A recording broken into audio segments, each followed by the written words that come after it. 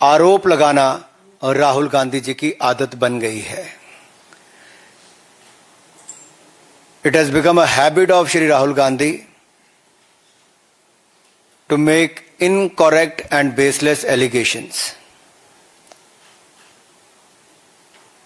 और बार बार आरोप लगाने के बाद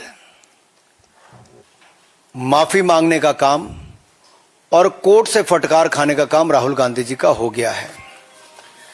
आप देखिए, राफेल हो, चौकीदार चोर हो, या फिर सावरकर जी या आरएसएस की बात, या फिर पेगासस के मामले, इन सब पे इनको फटकार ही लगी है।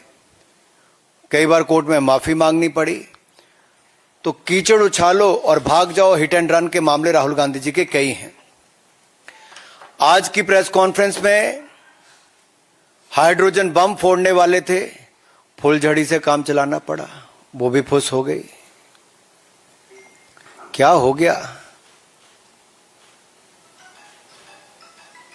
इलेक्शन कमीशन ने बड़ा स्पष्ट कहा है कि no deletion of any vote can be done online by any member of public. Online किसी भी वोट को नहीं काटा जा सकता और no deletion can take place without giving an opportunity of being heard to the affected person. तो बगैर किसी की बात सुने उसका वोट नहीं काटते, उस पर निर्णय नहीं करते। 2023 में अनसक्सेसफुल अटेम्प्ट्स की गई, प्रयास किए गए जो विफल रहे, नाम काटने के आलंद असेंबली कॉन्स्टिट्यूएंसी में। और ये इलेक्शन कमीशन ने एफआईआर फाइल करने के लिए ही कहा था इस पर, और मैटर इन्वेस्टिगेट करने के लिए भी इलेक्शन कमीशन ऑफ इंडिया ने ही कहा था। इलेक्शन कमीशन ने मोबाइल नंबर पहले ही उपलब्ध करवा दिए हैं, आईपी एड्रेस अगर दे दिए हैं, अगर मोबाइल नंबर दे दिए, आईपी एड्रेस दे दिए, तो कांग्रेस शासित राज्य की कर्नाटक की सीआईडी ने अब तक क्या किया? और मैं एक ध्यान आपके माध्यम से देश की जनता को बताना चाहता हूं। रिकॉर्ड्स के अनुसार आलंद विधानसभा क्षेत्र ये कांग्रेस के ही कैंडिडेट ने जीती थी 2023 में 10,348 मतों से। तो क्या श्रीमान राहुल गांधी जी,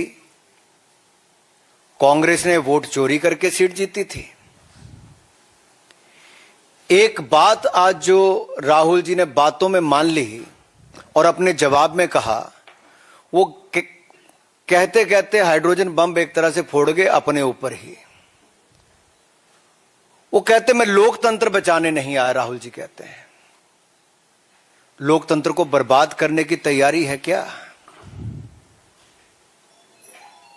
गलत निराधार आरोप बार बार संवैधानिक संस्थाओं पर लगाना, गलत निराधार आरोप बार बार इलेक्शन कमीशन ऑफ इंडिया पर लगाना, कभी ईवीएम पर प्रश्न चिन्ह खड़े करने, कभी वीवीपैट पर करना, कभी चुनावों के नतीजों पर करना, और कभी टूल किट के सहारे भारत के लोकतंत्र पर, संवैधानिक संस्थाओं पर प्रश्न चिन्ह खड़ा करना, क्या यह आदत सी बन गई है?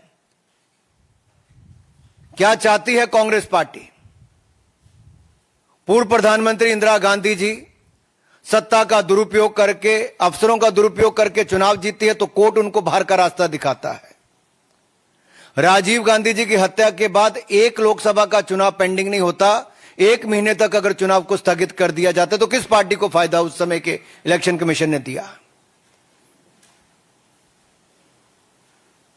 रमा देवी जी, एमएस गिल, टीएन शेषन से लेकर ये बाकी सारे इलेक्शन कमिश्नर जो थे किस पार्टी ने नियुक्त किए और वापस किस दल में गए? कांग्रेस पार्टी में गए।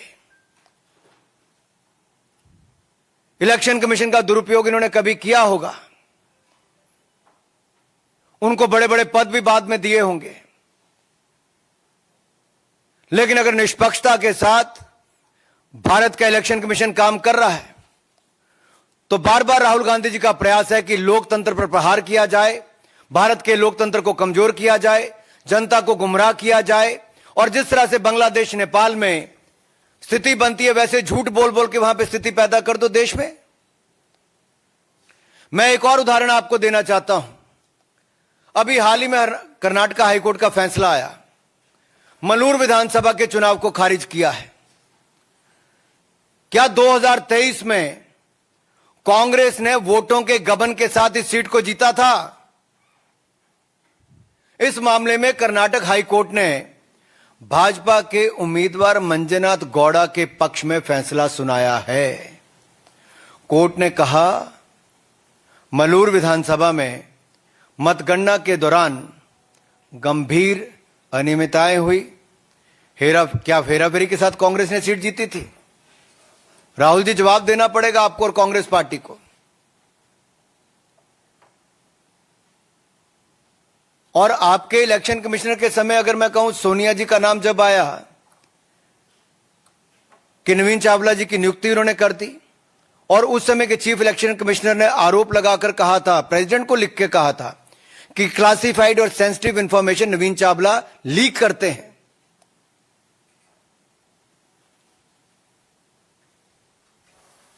कुछ सवाल आज मैं और पूछना चाहता हूं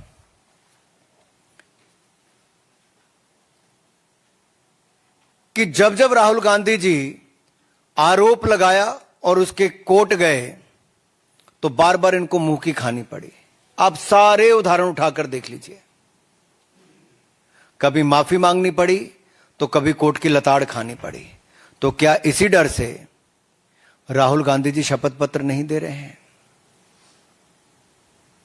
आज मीडिया द्वारा बार बार पूछे जाने के बाद भी शपथ पत्र क्यों नहीं दे रहे हैं? ये आए तो धमाका करने थे, लेकिन ड्रामा करके चले गए। धमाका इनके बस की बात नहीं, ड्रामा करना इनके बस की बात है।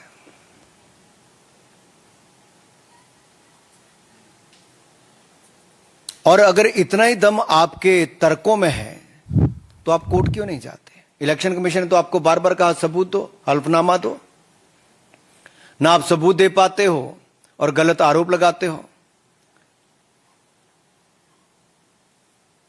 क्या संवैधानिक संस्थाओं को कमजोर करना एक भारतीय लोकतंत्र के प्रति एक बड़ा षड्यंत्र कांग्रेस पार्टी का और LOB leader opposing Bharat Rahul Gandhi ji का है? क्या ये केवल घुसपैठिए वोट को बचाने के लिए है?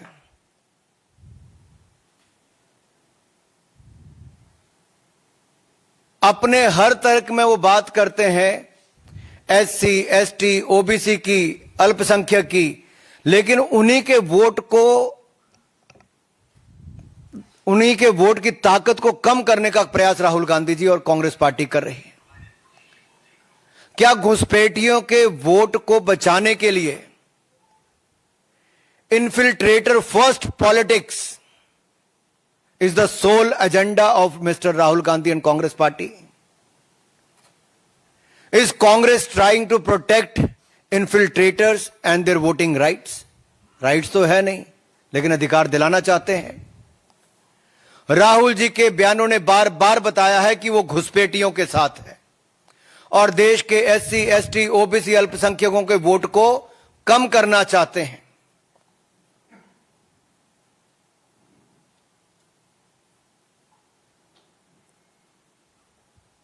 आनंद की बात मैंने आपके सामने रख दी। जो आरोप इन्होंने लगाया उस पर पूछना ही पड़ेगा, क्या वो 6000 वोट डिलीट हुए थे कि नहीं हुए थे? और बीआर पाटिल क्या कांग्रेस पार्टी के विधायक हैं जो जीते हैं? तो क्या कांग्रेस ने वोट चोरी करके चुनाव जीता है? राहुल जी अराजकता फैलाना बंद करें, लोकतंत्र के खिलाफ षड्यंत्र बंद करें। Your sole politics has become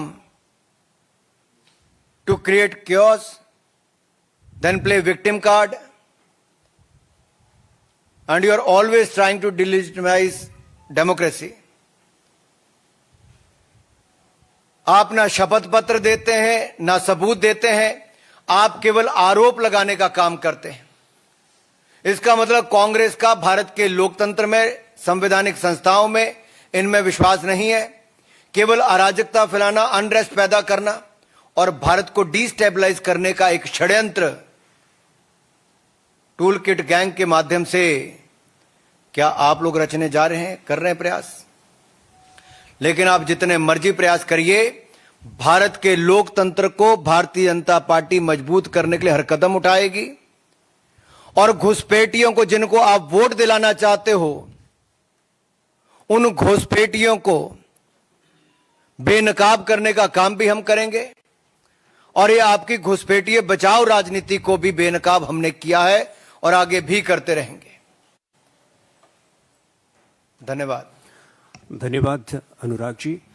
अब एक एक करके आप सवाल पूछ सकते हैं। नीरज जी, आप पूछिए। मेरा सवाल है, क्या आपको लगता है कि बिहार चुनाव के नजदीक है और बिहार चुनाव में जिस तरह एसआईआर का प्रयोग किया गया, तो वहां वोटों के ध्रुवीकरण के लिए राहुल गांधी इस तरह की कॉन्फ्रेंस कर रहे हैं बार बार? देखिए, ध्रुवीकरण कांग्रेस का प्रयास लगातार शुरू से रहा है और ये तुष्टीकरण की राजनीति आज कांग्रेस को इस स्थान पे ले आई कि 2014, 2019, 2024 में भी हारे।